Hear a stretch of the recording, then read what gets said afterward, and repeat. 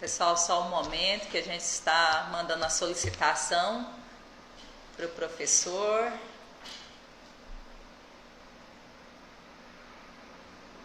Rogério, obrigado. Daqui a pouquinho a gente começa, tá?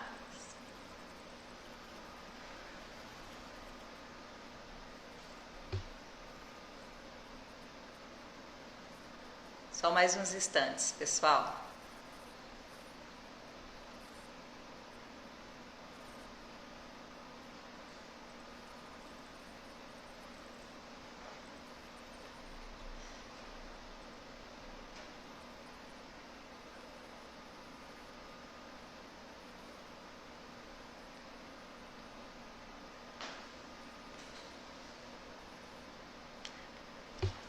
Ok, obrigado, Rodrigo Matias. Já já a gente começa. Estou acompanhando vocês aqui pelo tablet, tá? Paulo Eduardo, oi, Paulo.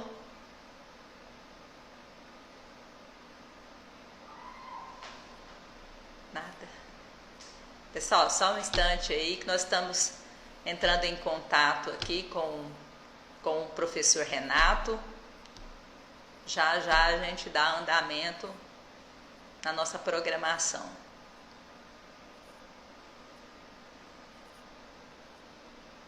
Oi, Marília.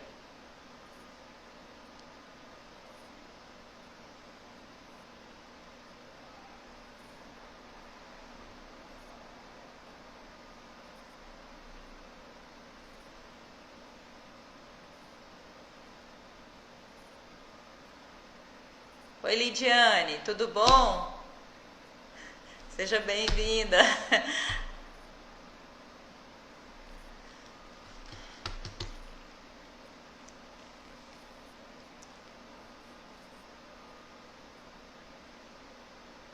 Ok, vamos enviar Estamos enviando o convite para ele novamente. Ele não entrou. Não?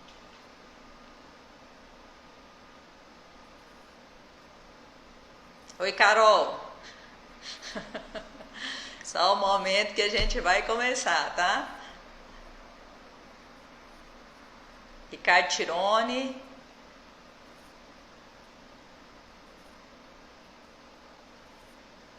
E aí, pessoal, enquanto a gente não consegue aqui acessar, né, com o Renato, o que vocês têm achado aí da semana de lives? Vai pontuando aí pra gente algumas considerações, sugestão para os próximos temas. Vamos interagindo aí até a gente conseguir aqui conectar com o professor Renato.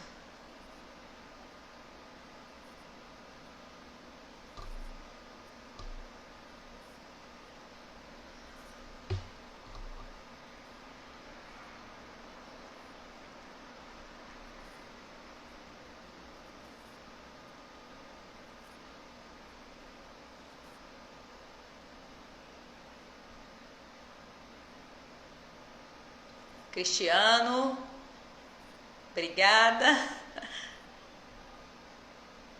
Oi, Euclides, Camila. Só um instantinho que a gente está já para começar, tá? Aguarda só um momento aí. Deixa eu entrar em contato com ele.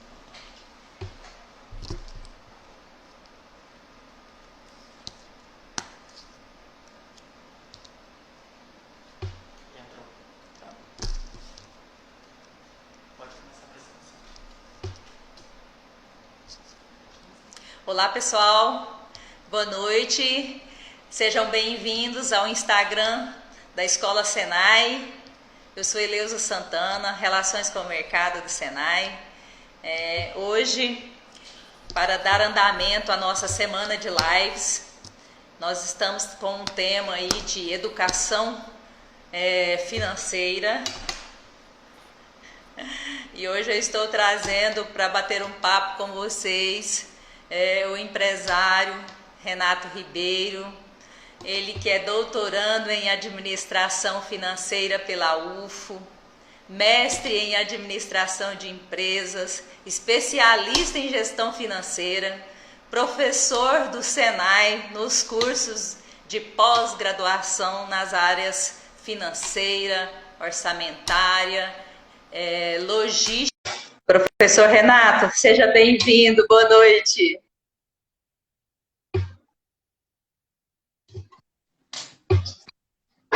Professor Renato? Oi, boa noite, Elisa. Tudo bem com você? Boa noite.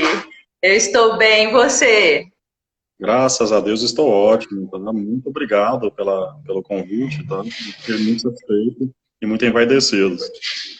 Ai, que bom, Renato. Renato, gostaria que você falasse um pouco sobre você, até mesmo para o grupo aqui que está nos acompanhando, conhecer um pouco melhor sobre o Renato. Não, tá bom. Pessoal, é um prazer estar com vocês, tá? A todos que estão participando da nossa live. Eu sou o professor Renato Ribeiro, tá? Assim como a Eleusa já fez a apresentação, eu sou doutorando e mestre em administração. E sou um grande estudioso, né, um grande interessado nas teorias econômicas e financeiras. Então, pretendo estar passando um pouco de conhecimento com vocês, uma troca de, né, um bate-papo, uma troca de conhecimentos, e estar mostrando para vocês alguns cenários, algumas formas, né, com que a gestão financeira ela vem se desenvolvendo e ela vem também evoluindo, tá? Além disso, eu também sou pesquisador e empresário, tá?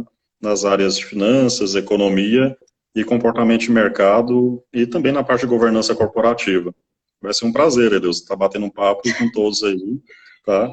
E nessa instituição maravilhosa que é o Senai, que eu faço parte dos cursos de pós-graduação. Que bom, Renato. Renato, bom, nesse momento de incertezas, nada melhor do que saber como administrar as finanças, não é mesmo? Sim, sem Então, dúvida. então, vamos começar nossa live com uma seguinte pergunta. Por que é importante fazer um planejamento financeiro, tanto para a pessoa física quanto para a pessoa jurídica? Ah, bacana. É uma pergunta extraordinária. Bom, o planejamento financeiro é parte essencial de qualquer gestão, de qualquer empresa, de qualquer processo diretivo, né? Para que você possa entender, de fato, como que ocorre as mutações do capital da empresa e as mutações do capital também, pessoalmente falando. Ou seja, as palavras são às vezes mais complexas, mais bonitas, mas tem a ver com a relação de disciplina financeira que você tem e também que os empresários têm. Aqui no Brasil, Eleus, infelizmente, nós Sim. passamos por um período, né, de instabilidade, que esse é agora, que nós estamos vivendo, né, Verdade. lamentavelmente. E os Lamentável. empresários, de maneira geral, e isso é cultural, eles não têm disciplina financeira, tá? Confundem bastante as relações de lucro bruto com lucro operacional, tá? Margem com, né, relações de liquidez, e isso é algo preocupante. Algo mais preocupante ainda é que geralmente a população ela gasta muito mais do que ela ganha. Eu já tive a oportunidade, Luísa, de fazer essa pergunta em um auditório, né, cercado de pessoas, e o resultado é sempre o mesmo, ou seja, 10, 15% da plateia levanta a mão e fala, não, eu gasto, né, menos do que eu ganho. E aquele momento me deixa preocupado. Por quê? Porque 85% do público falou, não, eu gasto mais do que eu ganho. E isso significa que você está em um nível de endividamento. E esse endividamento, tá, num instante, ele ainda não é preocupante. Porque se eu tenho uma dívida, contraio um endividamento, se está dentro do meu orçamento e eu pago em dia, não vejo problema quanto a isso. O grande problema é quando esse endividamento ele se torna inadimplência. Aí sim fica bastante preocupante. Que é o que geralmente acontece e está acontecendo com empresas que não estavam, né, preparadas para esse momento que estamos vivendo. Então, o planejamento, assim como você me perguntou, ele é fundamental para poder evitar que isso aconteça. E ele é fundamental para que você possa se antecipar a algumas relações de mercado e se antecipar também ao planejamento orçamentário futuro. Ou seja, você fazer ali uma reorganização de caixa de maneira a ele comportar toda a sua operação, tá? Então, isso é fundamental, essa parte do planejamento. Essa semana, inclusive, eu estava conversando com um empresário, amigo meu, aqui da minha região, muito próximo aqui, Anápolis, né? Muito próximo a Goiânia. Ah, sim, Ana. Tá? Nós temos a unidade lá do Senai também, né? Já num concurso Temos maravilhoso também de graduação e pós-graduação. graduação e E, pós-graduação. sim, e tive a oportunidade de conversar com esse empresário da região e ele me comentando, né? Lamentando. Ele me chama de Renatinho, né? Renatinho, que eu faço para poder para poder reorganizar meu caixa, fazer uma reorganização da minha empresa, tudo mais, né? E nós fomos conversando com ele, né? Fiquei conversando com ele há alguns minutos e dando algumas dicas, né? O problema é que ele falou, não, mas essas dicas foram maravilhosas, eu vou colocar em ação, mas me dá uma fórmula mágica para eu mudar toda a relação da minha empresa. E eu falei, olha, essa fórmula mágica não existe. Ela não existe. Então, o que que eu digo, tá? Eu digo que faça um planejamento em todas as áreas e todas as vertentes da sua vida, tá? Para que esse planejamento seja colocado em ação e assim você obter resultados muito mais interessantes. Na área financeira não é diferente.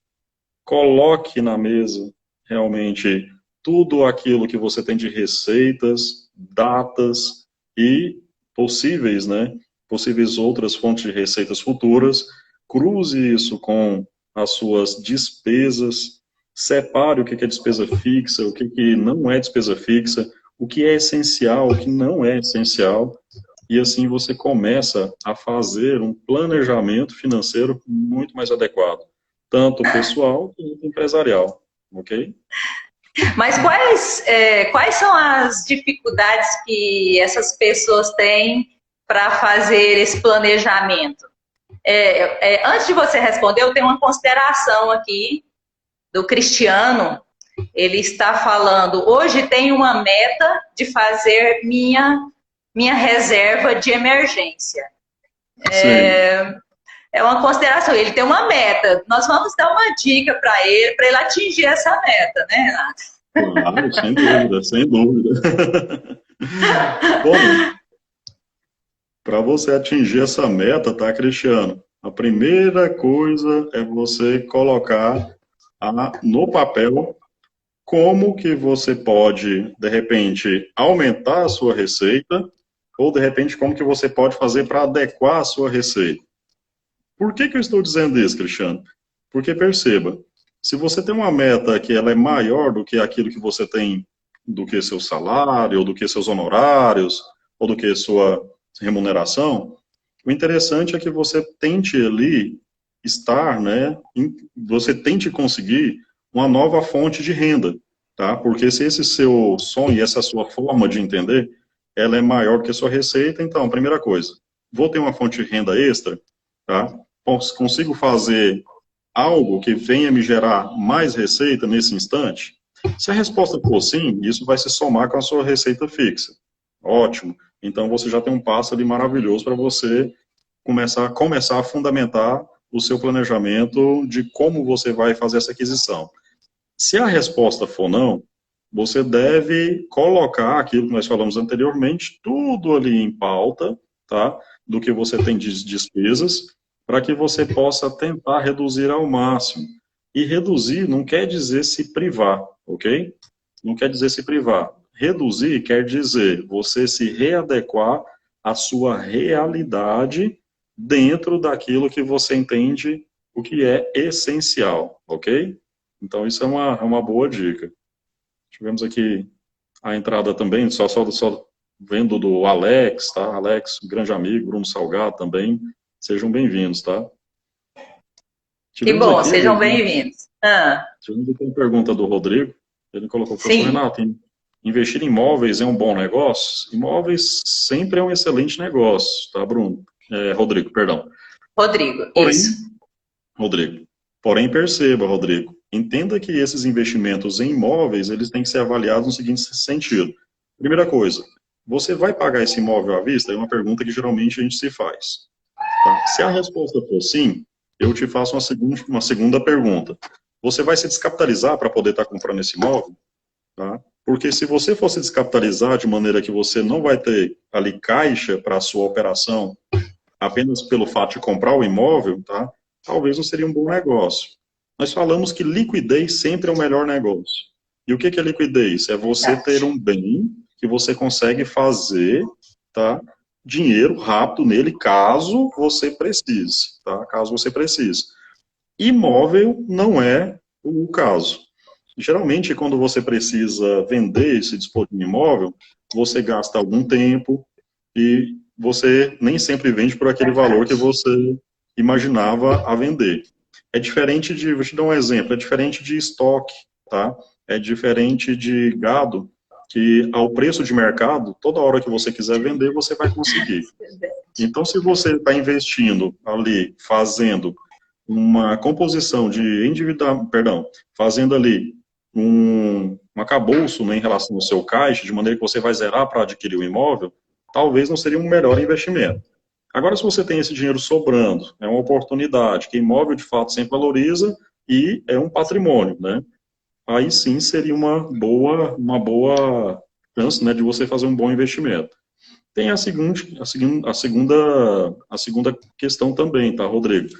Se você vai financiar esse imóvel, e aí eu tomaria um pouco mais de cuidado. Porque se esse imóvel for financiado, tá? Vamos supor que esse imóvel é para a sua residência, você vai morar nesse imóvel, certo?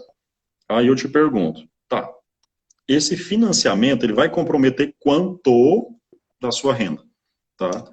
Porque a partir do momento que você compra um Interessante. imóvel para você morar, um apartamento, uma casa, você não está comprando um imóvel, você está comprando um sonho, você está realizando um sonho da casa própria, de você ter a sua moradia, mas você não pode sacrificar a sua renda, nem todo o seu planejamento financeiro em função da realização desse sonho, tá? E às vezes, tá, presta-se apenas atenção ao valor da parcela e não o juro que você está pagando pelo financiamento, que é um erro muito comum, muito comum. Mas nós devemos prestar atenção. Nesse momento, nós estamos com uma taxa de juros, né, de Ah, mercado, que é a Selic, a mais baixa da história do país, que é verdade. 3% ao ano. Então, para financiamento de imóvel, está muito atrativo. Está muito atrativo. Mas não entre apenas no quesito, na seara da atratividade. Entre também na seara da necessidade. Você precisa desse imóvel? É o momento certo? Isso não vai comprometer a sua relação orçamentária, seu orçamento pessoal, ok? Seu orçamento familiar, tá? Se a resposta disso tudo for sim, não vai comprometer, tá tudo certo? Ok, então é bom investir em imóveis nessas duas situações. E não seria bom investir em imóveis, tá, Rodrigo? Nas outras duas situações, ou seja, sacrificando o seu caixa ou também você pagando taxas de juros exorbitantes e comprometendo o seu orçamento. Tá? Então, apenas entenda essas duas relações para tomar essa decisão da compra do imóvel. Inclusive, o pessoal até de vez em quando me pergunta, mas imóvel sempre valoriza. E, de fato, isso é fato. Mas a grande pergunta é, Rodrigo, quando vai valorizar? Às vezes, no momento que você mais precisar dispor dele, é o momento que ele menos valorizou. Então, existe essa questão paradoxal. Tá? Verdade. Renato, tem uma pergunta aqui do Euclides. Euclides e Camila. Renato, você acredita que a sociedade brasileira não planeja para as contingências? Isso prejudicaria as nossas finanças?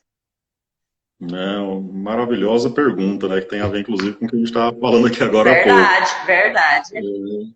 Camila e Euclides, né? Isso Camila, mesmo. Euclides, sem sombra de dúvida, a sociedade brasileira não planeja para contingências. Isso é algo muito preocupante do ponto de vista financeiro e organizacional. Por quê? Tá? Vamos perceber dois pontos. Quando eu comparo a sociedade brasileira, vamos colocar dessa maneira, né, com a americana ou com a sociedade alemã, nós vamos tomar um baque ali imenso. Que baque que é esse?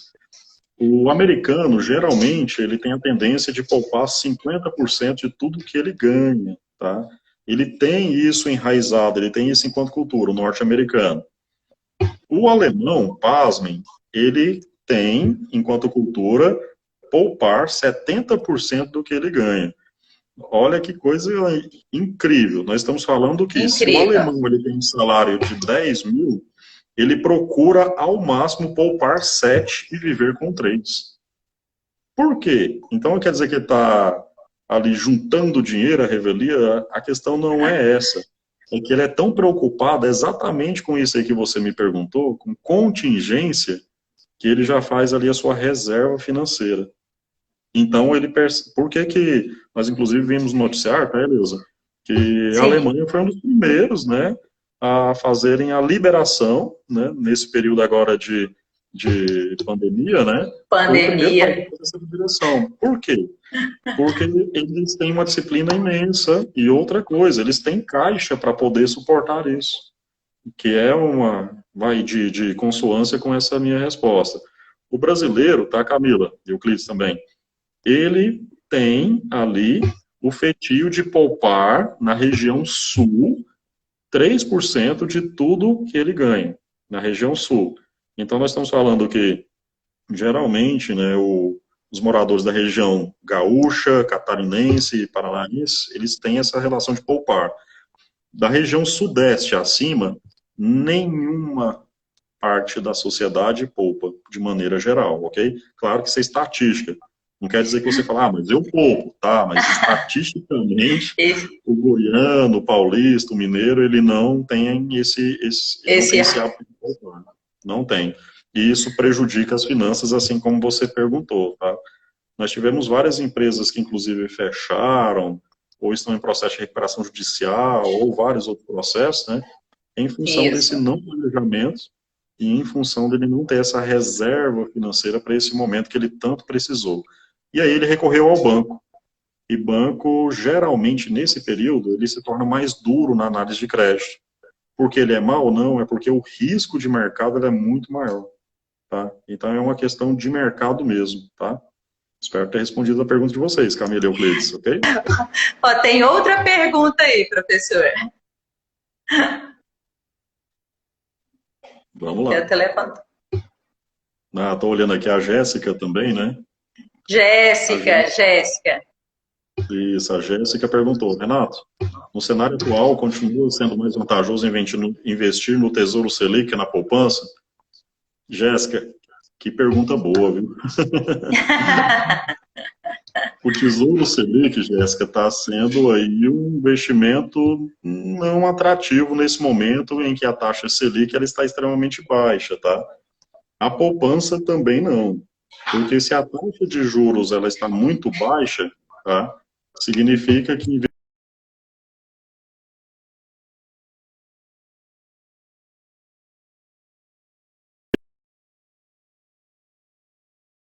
maneira geral, a educação financeira para a renda variável, ela tem aumentado muito. Nós estamos começando a compreender e querer entender o que é investir em uma bolsa de valores, o que é investir em um mercado financeiro, debêntures, títulos futuros, etc., né, mercado de opções, porque isso, em um momento de taxa Selic, né, que é a taxa baixa, é muito mais atrativo do que Tesouro Selic, do que poupança, do que ali alguns CDIs, né, alguns fundos, né, alguns FIIs também. Então, eu iria, tá, Jéssica, mais para renda variável nesse momento.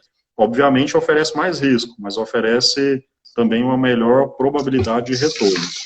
Mas sendo muito, né, direto na sua pergunta, Tesouro Selic ainda é melhor que a poupança? Mesmo assim, ainda está sendo um pouco melhor, tá? Um pouco melhor. Não é muita coisa não, tá, Jéssica? Mas está sendo um pouco melhor sim. Tá bom? Tem mais perguntas aí, professor. Tem pergunta do Edson. Edinho. Edinho. Investimentos, Edinho, investimento em ações seria uma boa? Sim, sim. Sim, Investimento em sim. ações. Aí sim, tá vendo? Edinho, investimentos em ações nesse momento está sendo muito bom, tá? Eu vou te dar dois exemplos, né, de dois papéis que têm se valorizado bastante nesse momento, ok? E que está sendo bastante atrativo. E vamos bater um papo sobre isso. Vamos ver se você concorda com o meu raciocínio. Um dos papéis, tá, que teve uma queda, assim, gigantesca, como momento de pandemia, mas na verdade não foi só ele, foram todos, né, do índice B3, que é o índice da Bolsa de Valores, nossa única e principal bolsa, que é a Bovespa, tá, todos desabaram. Um deles em específico, que é a Via Varejo, ok? Isso não é consultoria, tá, pessoal, em ações, é só um exemplo, tá, quero deixar isso claro. A Via Varejo, ela teve uma queda brusca, obviamente, assim como todas, mas agora está em uma ascensão também extremamente acelerada. A nível de curiosidade, se você tivesse comprado ações da Via Varejo há exatos um mês, tá, da data de hoje, nós estamos dia 22/5, você teria rentabilizado aí na casa de 30% a 32%, ok? Então, brincando, né, de fazer contas, se você tivesse colocado ali 100 mil reais, provavelmente você teria 132 mil reais em um mês, tá? Em um mês. Mas a composição da Via Varejo, assim como o nome diz, né, ele é muito ligado ao varejo. E o varejo eletrônico agora, o varejo online, né, está em um boom muito grande nesse momento de pandemia. Você não está indo mais comprar ali eletrônicos, né, móveis, tudo, né, que o varejo lhe proporciona de maneira presencial. Você está comprando isso pela internet. E essa empresa, Via Varejo, né, ela é uma gestora de duas grandes redes que nós temos, Casas Bahia e Ponto Frio. Então, essas duas estão em um reflexo muito alto e que fez que essas ações subissem. Mas eu vou dar um outro exemplo diferente para você, tá, Edinho? Nós temos um outro papel também, que é a da BRF, que é a Sadia e Perdigão, inclusive no nosso sul goiano também, né, Deusa? Tá, Sadia e Perdigão, pelo BRF, e também teve uma ascensão de mais de 23% em um mês, tá, as ações da BRF. Mas por quê? Alimentos também é algo imprescindível para nós, para a sociedade de maneira geral. Então, empresas nesse segmento, elas estão crescendo muito, né, principalmente o valor de mercado, bolsa, etc, certo? Então, foram dois exemplos que eu te dei de renda variável, que você teria ganhado um bom dinheiro caso tivesse investido neles. Mas tem risco? Tem risco. A qualquer momento também você pode retroagir, mas eu vejo que este, tá, essa é uma opinião minha, é um excelente momento para que você entre nesse mercado. Claro que de maneira, né, um pouco mais sutil, né, para quem não tem a habilidade em fazer operações no mercado da Bolsa, mas é, de fato, um excelente mercado nesse momento, tá? Porque entendo o seguinte, crises sempre vieram e se foram, tá? E a sociedade, geralmente, ela sempre se recupera. Então, se a crise ela está indo embora e o mercado ainda está embaixo, o que eu posso te garantir é esse mercado ele vai se recuperar. Então, as ações vão subir e você, consequentemente, vai ganhar dinheiro caso tiver comprado alguns papéis, ok? Espero ter também contribuído aí, né, Gi? Temos uma pergunta aqui do Rodrigo também, né? Isso, tem uma pergunta do Rodrigo. Ele colocou, professor Renato, tendo em vista que o INSS é uma instituição totalmente deficitária, realmente, Rodrigo, você recomenda fazer uma previdência privada a longo prazo? Previdência é um assunto um tanto quanto polêmico. Vou tentar estar te dando aí uma opinião, tá, Rodrigo? Essa é polêmica, viu, professor Elias? Pois é, essa aí é polêmica. Vamos ver se a gente consegue aí, Renato. A previdência privada tem mais a ver com a Seguridade Social, né? Assim como nós falamos INSS. O SS dessa sigla significa Seguridade Social, ou seja, uma segurança que você vai ter. Então, você geralmente paga para você ter essa seguridade, tá, Rodrigo? A nossa previdência pública, ela é deficitária, obviamente, ou seja, hipoteticamente, nós arrecadamos menos do que nós gastamos, certo? Isso é uma justificativa do governo federal. Então, quer dizer o quê? Geralmente, quando você precisar ali da previdência pública, perdão, né, você, de repente, não vai ter ali, ok, o dinheiro necessário para você ter a sua aposentadoria. Eu acho que não, certo? Você vai ter realmente esse montante. Porque, na verdade, isso é uma questão constitucional. Se você fez ali os seus pagamentos durante todo o seu período, né, todo o seu período de trabalho, né, então você tem direito a esse fundo sim. por mais, né, burocrático que seja, você teria. Aí fazer uma previdência privada, assim como você me perguntou, é uma segurança a mais, tá?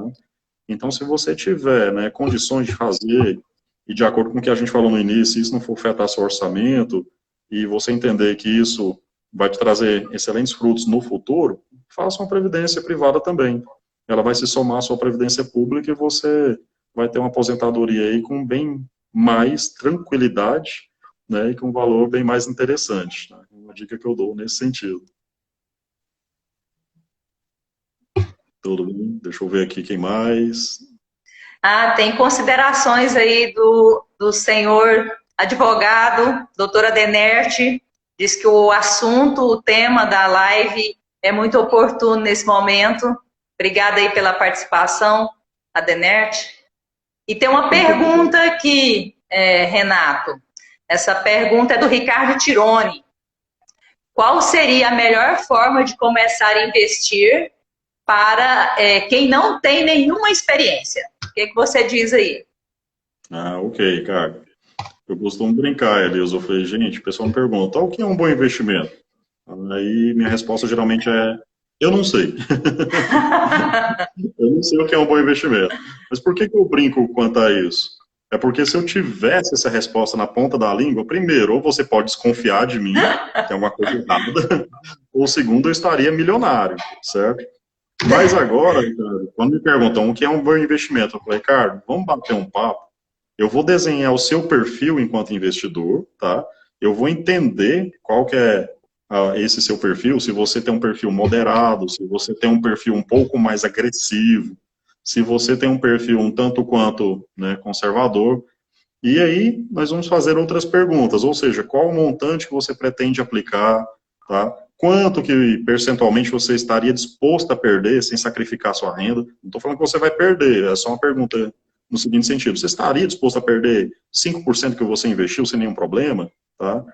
E a partir de toda essa entrevista que eu faria com você, então eu estaria montando o seu perfil de investidor.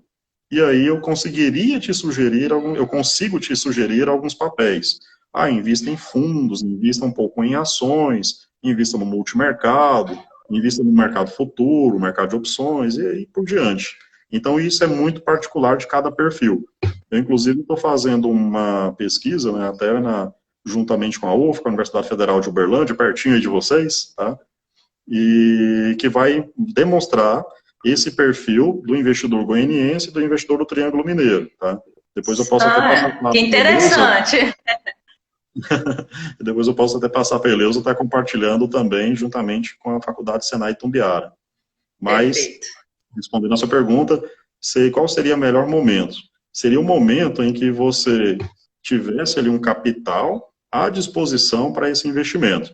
Eu costumo dizer que esse capital ele vai sacrificar em algum momento a sua reserva de emergência? Se a resposta for sim, eu falo, não, então não invista. Se a resposta for não, sim, é um momento para você investir. Esse momento, assim como eu disse na resposta anterior, tá, é um momento incrível, ímpar, para você rentabilizar seu capital de uma maneira muito positiva. Então, também seria um excelente momento. Então, fazendo essa relação orçamentária, tá, Ricardo? Você analisa ali se isso não compromete a sua renda, se você ali tem um perfil, tá, para investir no mercado financeiro em ações, ok? E aí, então, nós vamos analisar a quantidade que você vai investir e em quais papéis que a gente vai fazer esse aporte. E esse momento, sim, é um momento incrível. Então, de maneira geral, para quem não tem experiência, depois que a gente faz essa análise, o momento é agora, vamos fazer esses investimentos, Ricardo, tá? Deixa até depois meu contato aqui do Instagram, se você quiser entrar em contato, a gente também pode bater um papo aí, tá, Ricardo? João Gabriel entrou aí, João Gabriel, um grande companheiro de um conhecimento ímpar também, tá? Um abraço, João Gabriel. Thiago também, tá? Meu grande amigo de longa data, o Thiagão. Vou ver mais as perguntas. O Edinho, tá? Sinalizou positivo. Valeu, Edinho. Rodrigo também, cara. Fantástico estar participando com vocês. Turma muito participativa, viu, Eleusa? Ai, que bom. E olha, Renato, que, hoje aqui na cidade de Itumbiara é feriado, viu? E nós... É feriado? Feriado aqui na cidade. E eu tô aí com a turma aí assistindo a nossa live de hoje. Tem mais perguntas ainda. Por exemplo, tem uma pergunta aqui da Leide. Leide, professor, como você vê o mercado de trabalho para os administradores com tudo o que estamos vivenciando? Ah, ótimo. Leide, cada vez mais estamos precisando de bons administradores, ainda mais neste momento. Neste momento. Nossa, nesse momento, Eleusa, o que as empresas estão precisando fazer para se reinventar, para se reestabelecer, para criar estratégias que sejam assertivas, é uma coisa extraordinária. Então, cada vez mais nós estamos precisando, tá, do administrador. Tá? O mercado para eles, nesse período, durante e pós-pandemia, vai ser extraordinário. Eu te falo também, enquanto uma das minhas formações, que é a administração.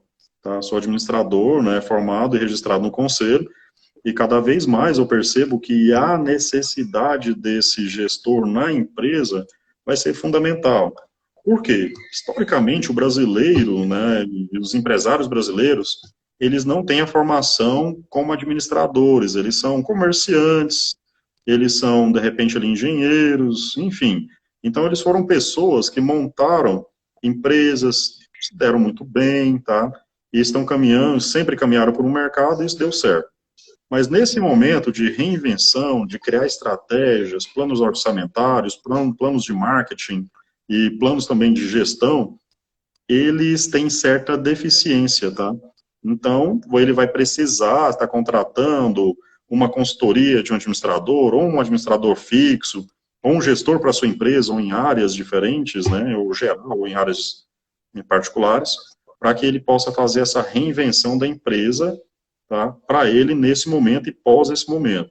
Porque aquele que tiver que se reestruturar, ótimo, o administrador estaria ali presente. Aquele que estava já se reestruturando, ótimo, ele vai precisar do administrador para ele pensar em crescimento, tá? Ele vai pensar em ganhar mercado, aquele mercado que se foi exatamente em função da pandemia, lamentavelmente em relação à pandemia. Mas assim como eu disse no início, tá? Crises sempre vieram e se foram. E o resultado dessa crise, geralmente, é sempre um período, né, de glória, de ascensão. E aqueles que estiverem melhor preparados vão ser aqueles que vão se estabelecer e criar raízes nesse mercado. Porque o mercado não vai parar. De repente, eu comprava ali de 3 empresas e essas empresas fecharam, Eleusa. Eu não vou deixar de comprar apenas porque as empresas que eu comprei fecharam. Eu vou procurar o quê? Outras. Outro mercado, outras empresas. E essas outras empresas, de repente, pode ser exatamente vocês. E aí, então, vocês vão ter ali uma ascensão de mercado. Isso mesmo. Tem outra pergunta aí do Cristiano. Cristiano, quem tem financiamento, seria interessante fazer uma portabilidade financeira, podendo comprar o custo efetivo total? Comparar. Ah, tá. Entendeu? Cristiano.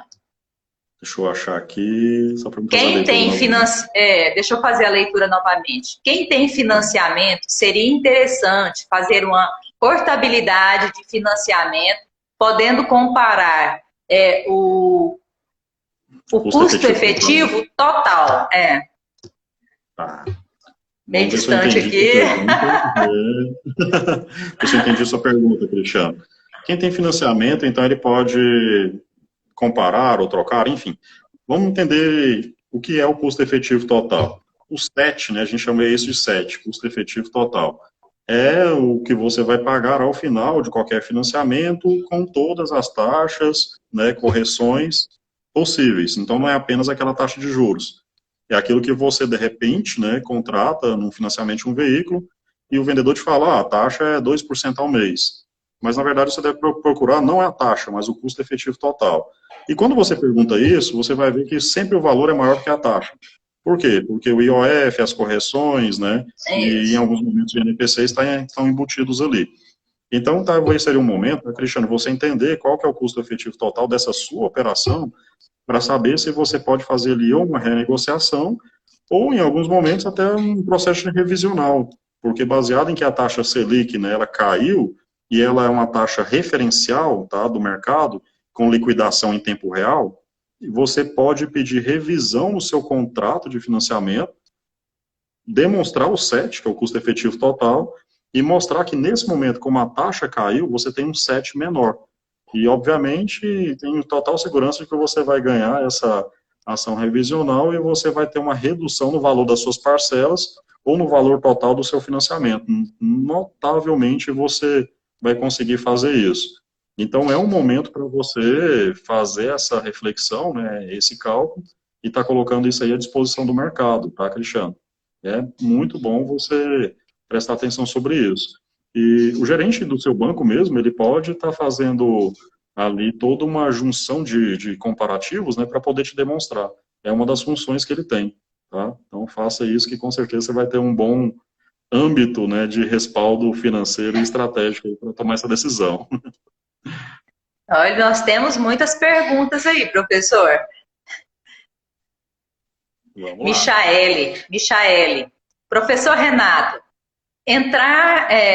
professor Renato, fazer consórcios neste momento, qual é o ideal a se fazer? Acho que é isso mesmo. Deixa eu ver aqui. Micaele. Deixa eu ver se eu encontro aqui. Fazer consórcio neste momento é o ideal a se fazer? Michaele, consórcio nesse momento, Michaele, né? Michaele, nesse momento, consórcio talvez não seria uma boa opção, tá? Eu não te indicaria consórcio. Eu costumo até brincar também com esse assunto, Eleusa. Consórcio, geralmente, você vai disponibilizar um capital, você vai imobilizar ele, certo? Mobilizar é uma palavra que nós administradores, contadores utilizamos, né? No sentido de ele vai estar imóvel lá, por isso que é imobilizar. E você não vai ter o bem, tá? Você não vai ter o bem nesse momento. Então, quando você faz um consórcio, ainda mais nesse momento de uma instabilidade econômica e financeira, você vai estar imobilizando um capital que, de repente, você não poderia fazer. E mesmo se pudesse fazer, eu não te indicaria. Tem opções mais inteligentes a se fazerem, tá? Do que alguns financiamentos baseados na baixa taxa, tá, Micaele? Você tem ali alguns aportes financeiros que, de repente, você pode rentabilizar o seu dinheiro e depois comprar o bem à vista, sem precisar estar fazendo o consórcio. O consórcio ele tem meio que uma teoria de que você não paga juro, e que isso no final não é verdade, por dois motivos, tá? Porque o dinheiro ele sofre ali uma descapitalização, que no final ali do seu processo de consórcio você vai ter que honrá-lo, ok? E a outra questão é que você pode, a qualquer momento, você não pode a qualquer momento trazer seu dinheiro de volta para o seu caixa. Um exemplo, eu quero desistir do consórcio, me dê o meu dinheiro aqui de volta. Em algumas concessionárias, tá, você não consegue esse dinheiro assim tão rápido, o que significa que consórcio não tem liquidez, ou seja, não tem velocidade em transformação no retorno do dinheiro. E às vezes você precisa esperar o final do consórcio, ou o final também daquele grupo que você está, para você rever seu dinheiro. E aí, no final, você ainda tem uma outra surpresa, né? Você teve que pagar ali um fundo garantidor. Então, parte daquilo que você pagou, você perdeu. Tá? Isso no caso de você tentar reaver esse dinheiro. E tem também aquela questão que nós falamos sobre os lances. Mas tem um sorteio. Aí eu já não consigo te responder, porque depende de um fator chamado sorte. Tá? Por isso que chama sorteio, vem de sorteio. Ou seja, não dá para você prever. Isso tem muito a ver mais com o acaso do que com a relação de planejamento. E, em linhas gerais, não é um bom momento para você fazer um consórcio, não, Caio. Tá bom? Renato, tem uma pergunta do Euclides e o nosso tempo já está assim, né? Antes, vamos responder a pergunta do Euclides e depois, se o pessoal quiser fazer mais perguntas, pode postar lá no Instagram do Senai, que nós vamos responder todas. O Euclides está perguntando aqui, Euclides e Camila e Euclides. Renato, as pessoas confundem despesas e desperdícios / perdas. Muitas empresas fecham por falta de conhecimento dos seus processos produtivos. O que fazer quando sua empresa não vai muito bem? Uma pergunta imensa. Pergunta imensa do Euclides. Primeira coisa que eu indico até enquanto administrador e pesquisador dessa área de gestão, tá? Enquanto empresário também, tá, Euclides? É você fazer uma reengenharia na sua empresa. Isso é fundamental. Ou seja, é aquele momento que, se necessário, você fala o seguinte: vou fechar as portas, nem que seja por 2 dias, mas eu quero entender tudo o que acontece aqui dentro. Aí você disse uma palavra interessante que acontece bastante nas empresas: desperdício, ok? E às vezes desperdício não é de matéria-prima, não é desperdício de produtos, não. Às vezes o desperdício, tá, é de capital humano, você está desperdiçando o capital humano. Às vezes o desperdício é de você ter ali mais funcionários que de repente você precisa, ou menos, que também é um desperdício. É você ter também ali muito estoque. Eu costumo falar que estoque grande hoje é a grande maldição da empresa, né? É, Você não tem que ter verdade. estoque grande, você tem que ter estoque ideal. Prova disso é a Amazon, né, que procura trabalhar com um estoque de terceiros, e hoje é a terceira maior empresa do planeta, tá? Então, isso é reengenharia. Depois que você faz isso, tá, Euclides e Camila, você tenta entender o seu negócio. Ou seja, o que eu faço? Eu faço uma comercialização de produtos, de serviço, tá? O que eu faço? Tem muito a ver com a missão da empresa, né? Assim que a gente fala, missão, visão. Missão é o que você é, o que você faz. Aí, depois que você responder essa pergunta, procure também responder: agora, será que isso que eu faço utilizando os melhores, tá, insumos, produtos, pessoas ou serviços, e eu consigo fazer a entrega com a melhor qualidade ao meu cliente e contendo rentabilidade? Mas não é fácil responder isso, mas não é impossível, tá? Não é impossível. E aí que eu vejo que é a razão do desperdício, porque as empresas, elas não se perguntam isso. Elas abrem às 8, fecham às 18, e simplesmente elas ficam apagando o incêndio durante o dia inteiro. E aí chega no final do dia, você teve uma sensação ali de que você foi pouco produtivo. Mas não é porque você foi pouco produtivo, é porque seu processo está passando ali, ó, por um desperdício, assim como você disse, ok? Então está na hora de você revisar os seus processos, tá? Colocar tudo em panos, né, legais e panos corretos, para você, assim, fazer sua empresa funcionar de uma maneira bem mais adequada. E aí você me perguntou: o que fazer quando a empresa não vai muito bem? O que fazer é exatamente isso. Por quê? Se a empresa ela sobreviveu até esse momento, então significa que, primeiro, tá, ela tem clientes, ou ela tem ali rentabilidade, e ela consegue se manter.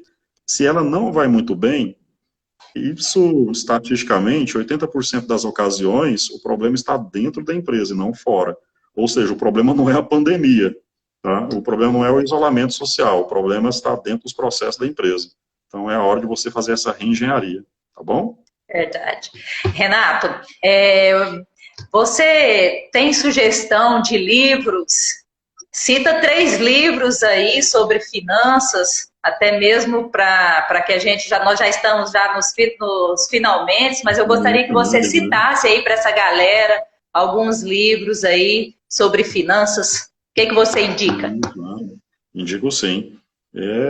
Um livro que eu me inspiro bastante, que eu sempre indico, principalmente no que tange a finanças, investimentos, no que tange toda essa relação de mercado, é Segredos de uma Mente Milionária. É um best-seller, pequenininho, tá? Mas que traz visões maravilhosas, tá? Maravilhosas.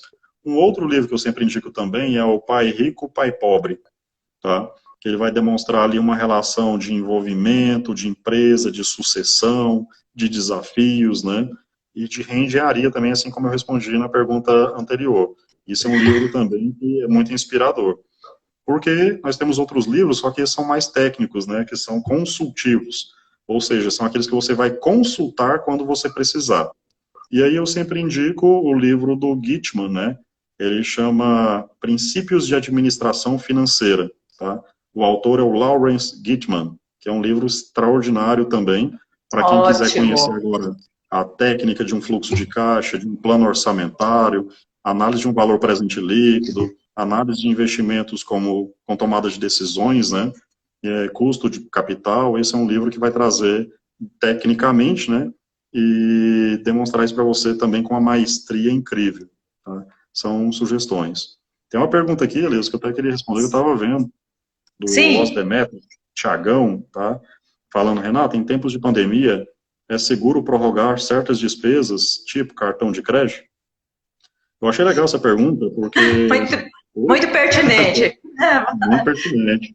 E hoje à tarde também eu fiz uma entrevista para a TV Anguera, né, aqui em Goiás, Sim, falando sim. exatamente desse assunto, que é o momento de você prorrogar, Tiago, se possível, não.